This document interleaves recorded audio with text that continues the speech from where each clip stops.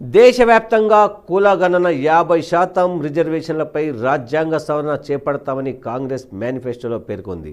2024 ఎన్నికలకు సంబంధించి Congress party manifesto ప్రకటించింది. 48 పేజీలతో ఉన్న మేనిఫెస్టోలో ఎన్నో కీలకమైన అంశాలున్నాయి. వీటిలో ప్రధానమైన వాటిలో 2 అంశాలు సంచలనంగా మారాయి.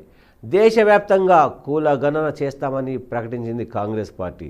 కులగణన జరిగి దశాబ్దాల కాలం అవుతుంది. ఈ క్రమంలోనే ఇటీవల కొన్ని రాష్ట్రాల్లో కులగణన చేపట్టాయి. బీహార్, ఏపీ రాష్ట్రాలు కులగణన చేపట్టాయి. బీహార్లో కులగణన రిపోర్టు కూడా వచ్చింది. తెలంగాణలో త్వరలో కులగణన చేపడుతున్నారు. దేశంలో ఎస్సీ, ఎస్టీ, మైనార్టీ, బీసీ జనాభా పెరిగినట్లు బీహార్ రిపోర్టు వెల్లడించింది.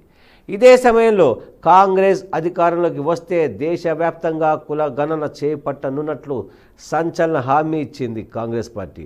మరో కీలకమైన హామీ ఏంటంటే రిజర్వేషన్లపై ఉన్న 50% కోటా సీలింగ్ను ఎత్తివేస్తామని, దీనికోసం రాజ్యాంగ సవరణ చేపడతామని స్పష్టమైన హామీ ఇచ్చింది కాంగ్రెస్. కులగణన తర్వాత ఆయా కులాల జనాభా సంఖ్య ఆధారంగా కొత్త రిజర్వేషన్ విధానాన్ని అమలుకు తీసుకొస్తామని స్పష్టం చేసింది. సుప్రీంకోర్టు తీర్పు ప్రకారం రిజర్వేషన్లు 50% మించకూడదు. దేశంలో ఒక్క తమిళనాడు రాష్ట్రంలోనే 69% రిజర్వేషన్ అమలవుతుంది. ఇప్పుడు కాంగ్రెస్ పార్టీ అధికారంలోకి వస్తే దేశవ్యాప్తంగా కులగణన చేపట్టి కొత్త రిజర్వేషన్ విధానం కోసం కొత్త రాజ్యాంగ సవరణ చేయనుంది. సో ఇది ఎంతవరకు అమలవుతుంది చూడాలి.